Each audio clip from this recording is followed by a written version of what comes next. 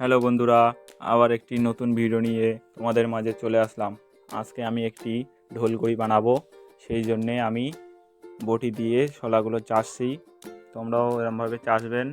ঢোলগড়ি বানানোর জন্যে এরমভাবে অনেকগুলো শলা লাগবে, সেই জন্যে আমরা শলাগুলো চেঁচে নিচ্ছি বটি দিয়ে, এবং দুই রকমের মাপে শলাগুলো কাটতে হবে। আপনারা দেখুন কিভাবে আমি কাটছি।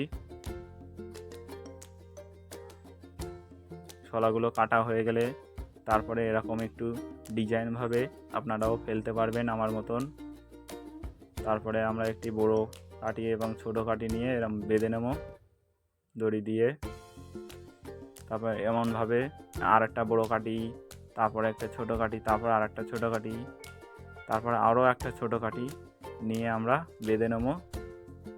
এবং খোপগুলো যেন চৌকো হয় সেই জন্য আমরা টেপ ব্যবহার করেছি এখানে। তোমরাও টেপ ব্যবহার করতে পারবেন, সমানভাবে চৌকো খোপ হবে।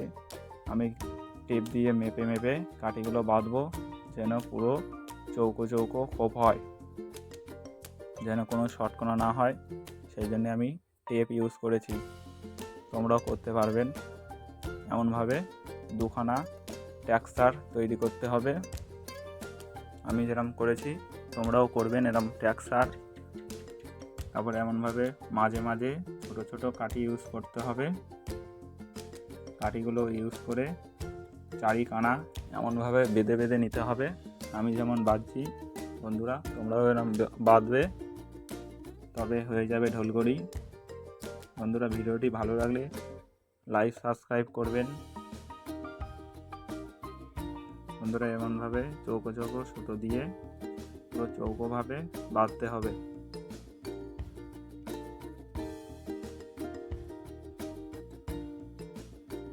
সব কোনা সুতো দিয়ে টাইট করে ভালো করে বাঁধতে হবে, যেন আকাশে গিয়ে খুলে না যায়। আমাদের গ্রামে এই ঘড়িকে ঢোলগড়ি নামে পরিচিত।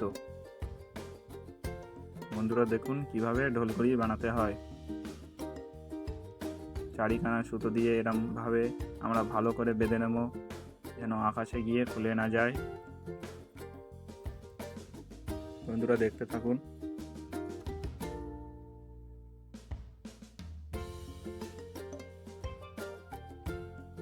তারপরে বন্ধুরা, খোপগুলো যেন পুরো চৌকো চৌকো হয়, তাই আমি টেপ দিয়ে মেপে দেখছি পুরো চৌকো চৌকো হচ্ছে কিনা।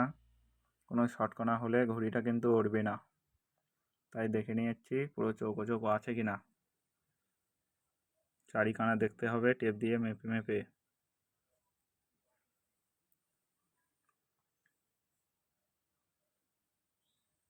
বন্ধুরা, ঘড়িটি নেবেন 2 ফুট 4 ইঞ্চি। বন্ধুরা দেখুন আমার সম্পূর্ণ বাঁধা হয়ে গেছে। ঘড়িটা কত সুন্দর দেখতে লাগছে। তারপরে আমরা কাগজ কেটে নেব ঘড়িটার মাপে।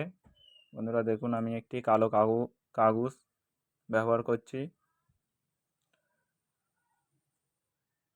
কাগজটা খুব সুন্দর কালো কালারের, কেউচি দিয়ে এভাবে কেটে নেবেন।